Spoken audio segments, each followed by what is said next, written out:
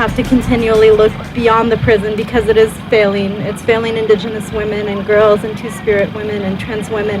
It's failing anyone who goes through the walls because it doesn't do what it claims to do, and it actually perpetuates behavior that will continue its own existence. No imprisoned human shall be denied access to rehabilitation programs at their place of detention because of their label as a, quote, violent offender. State prisons must be funded specifically to offer more rehabilitation services. Pell Grants must be reinstated in all U.S. states and territories. And finally, the voting rights of all confined citizens serving prison sentences, pretrial detainees, and so-called, quote, ex-felons must be counted. Representation is demanded and all voices count. A lot of women were defending themselves and they were pleading guilty for a lesser charge when they didn't really have to. Well, they don't have to, because if there was a lawyer to actually help them, they wouldn't have to go to jail. So a lot of those women are in the prisons.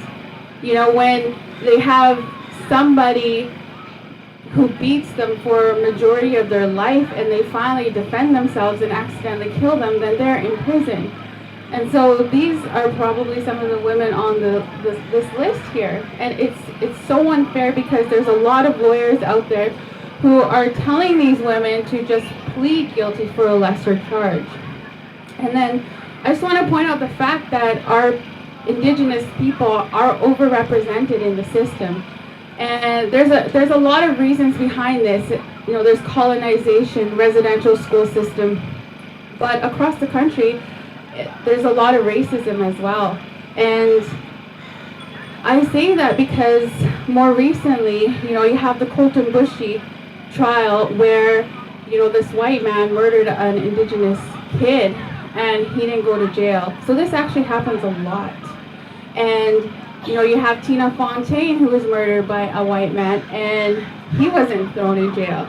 So this is why we're overrepresented in the system as well. It's because all of our people are getting thrown in, and white people are getting away with this.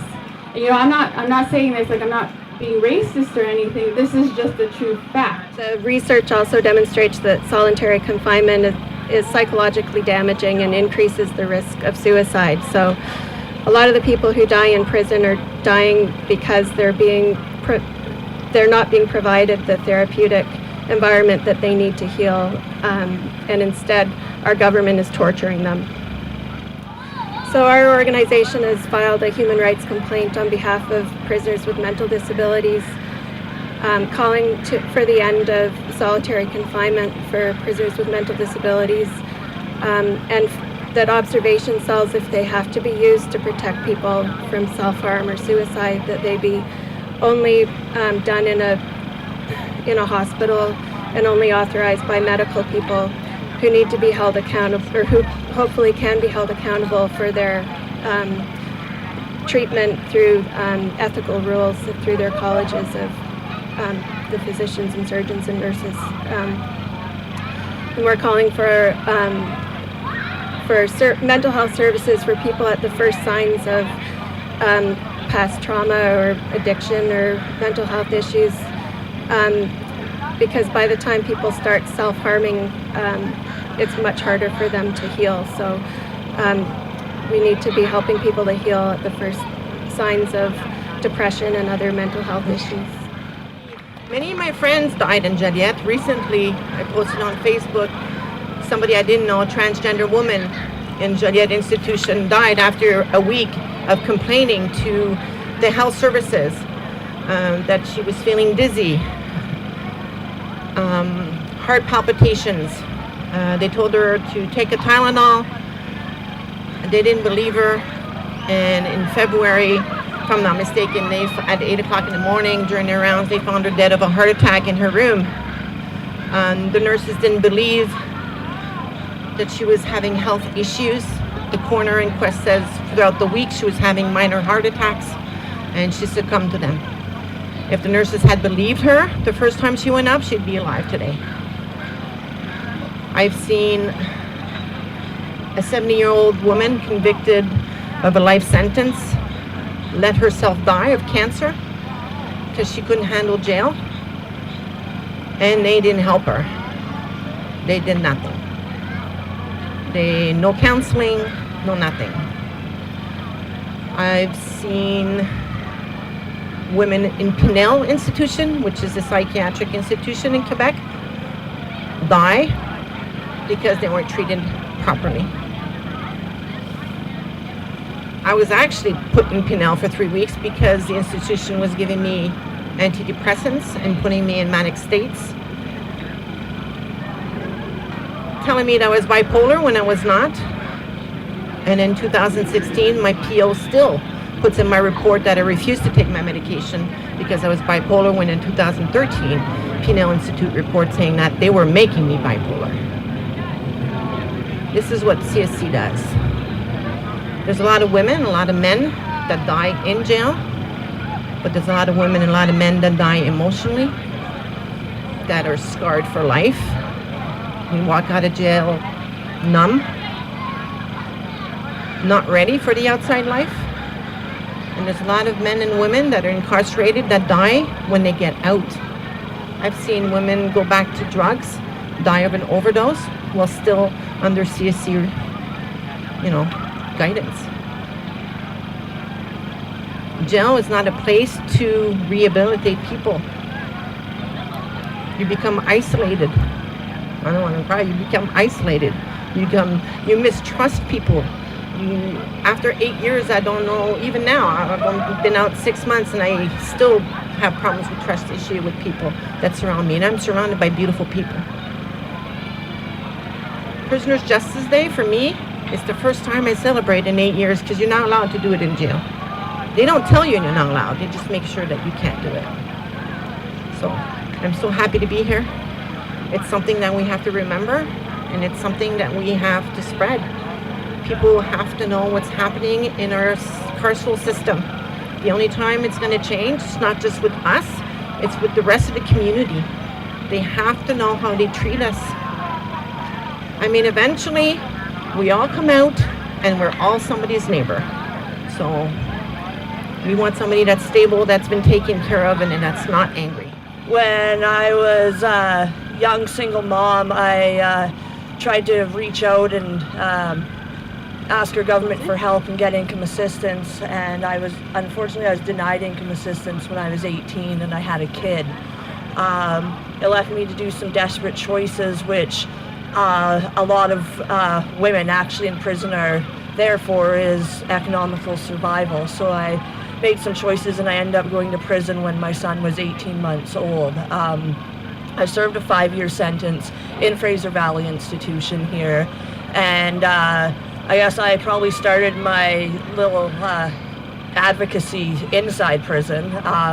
They didn't really like me too well when you'd stand up for your rights inside there, so I spent a lot of time in segregation. So when it comes to Prisoner Justice Day, this day actually means a lot to me. I still to this day take this day off work. I still fast and I still come out and I honor our sisters and brothers that are still locked up inside suffering today. So I'm really honored to be out here on Prisoner Justice Day, speaking in front of everybody. I want to thank everybody for coming down and supporting.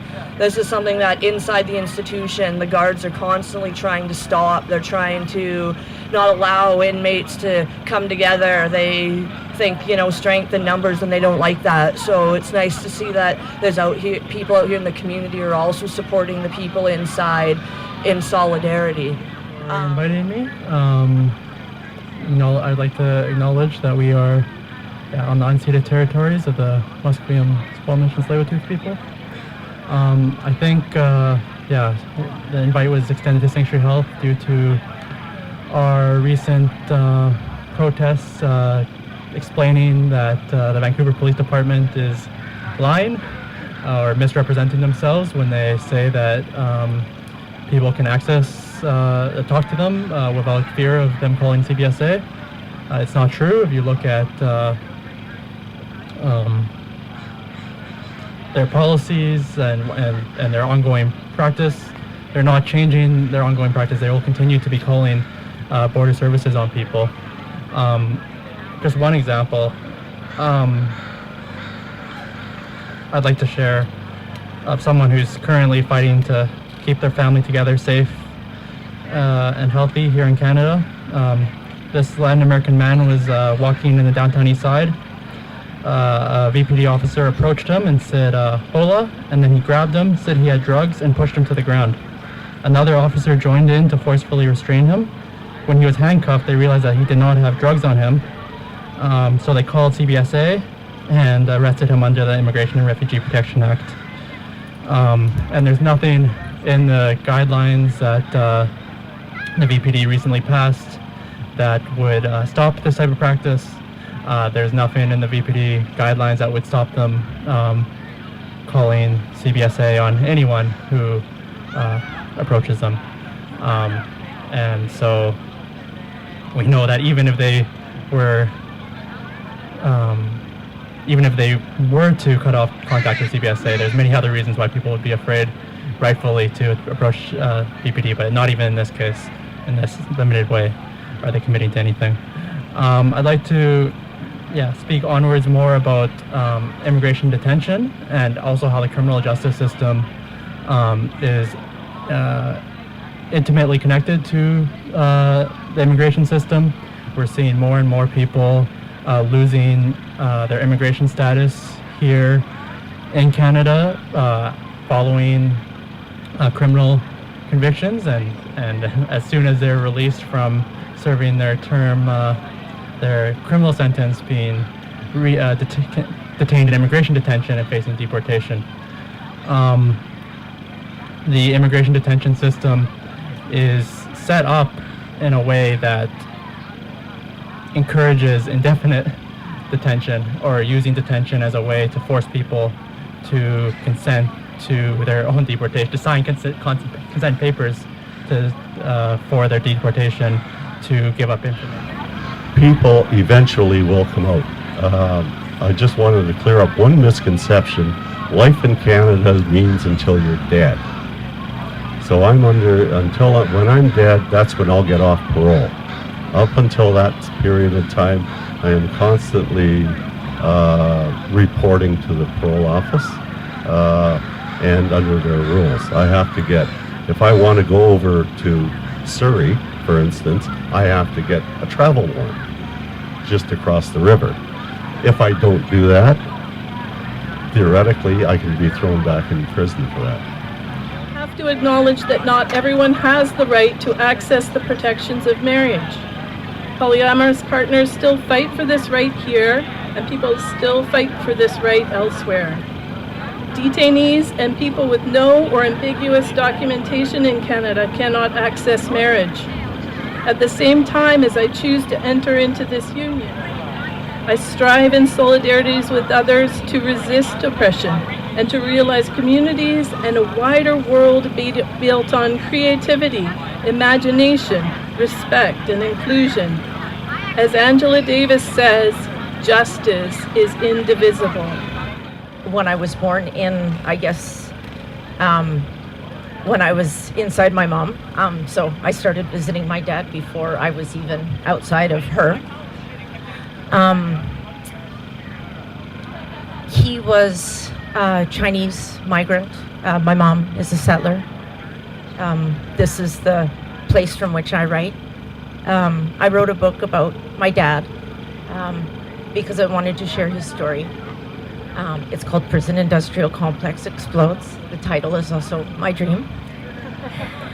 I wanted to write about my dad, but I also wanted to write about the prison system in North America, and as many folks have said, acknowledged already today, the fastest growing population of prisoners in Canada is Indigenous women. And that is happening at the same time that Indigenous youth is the fastest growing population. 6 years ago, I volunteered, stumbled nervously into the Grand Valley Prison for Women, not because I was scared, but because I was shy.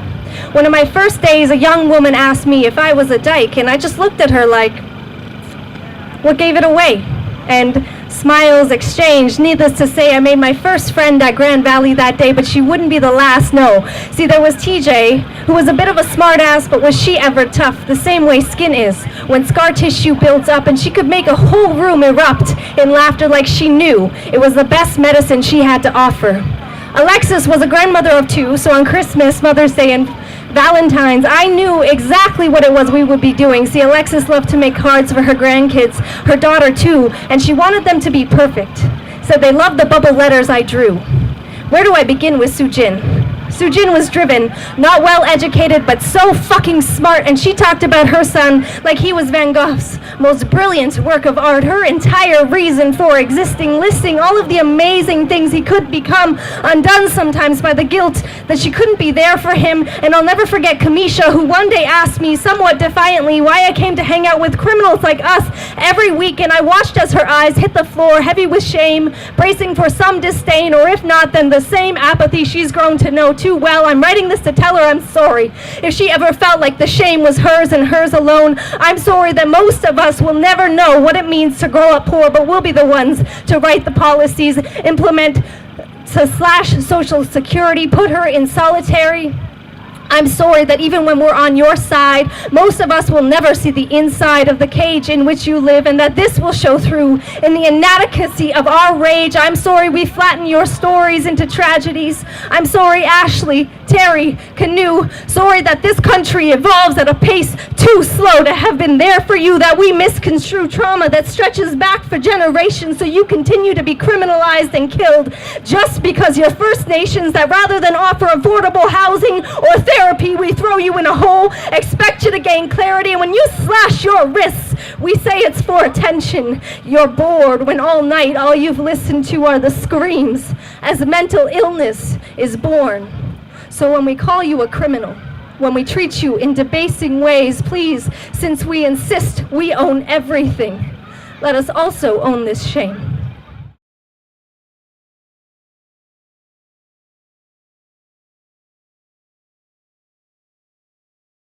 The Just Us system as it stands right now. There's no justice for you and I. It's the Just Us system, and it will perpetuate itself on an ongoing basis unless we tear it down, brick by brick by brick. You need to involve community. You also need to start changing the way we look at society and the way society looks at criminality. And I don't think you can reform prisons on those. And we should actually, in the meantime, be developing better social services, healthcare, guaranteed livable incomes, the sorts of things that actually insulate people from being marginalized, victimized, criminalized, and institutionalized. So we can forget about it and move on. We can feel better with ourselves that we've done something, but we haven't. We only contribute to the problem through prisons. We talk about rehabilitation on an ongoing basis, but for Indigenous people, we're not talking about rehabilitation. We're talking about habilitation. It's something new that needs to come out of prisons. It's some new philosophy, new way of living your life, and realizing that you have a right to joy. We are a rich country. Canada is a rich country, and we could be investing, instead of in institutions, investing in more support so that fewer people end up marginalized. And they need to be addressed in humane, compassionate ways, not by torturing people. And when people talk about segregation, they talk about conditions and they talk about the lack of programming. That's torture. And I think people don't understand that. You know, in Canada, we have this sense of ourselves as being a very compassionate. We're better than the Americans, but in many ways, we're very similar to the Americans. Our system is going backwards and it's getting worse. Absolute power corrupts absolutely, and I believe in that. We've tried for 25 plus years to improve it, and it only makes it look better, but it's not any better for the people inside. Women and men within the walls don't have a voice for the outside, then nothing will be known, nothing will be changed, and the abuse will systematically get worse. We have to keep fighting because to honor those who have gone, the only way to do that, in my view, is to fight to get rid of the structures that killed them.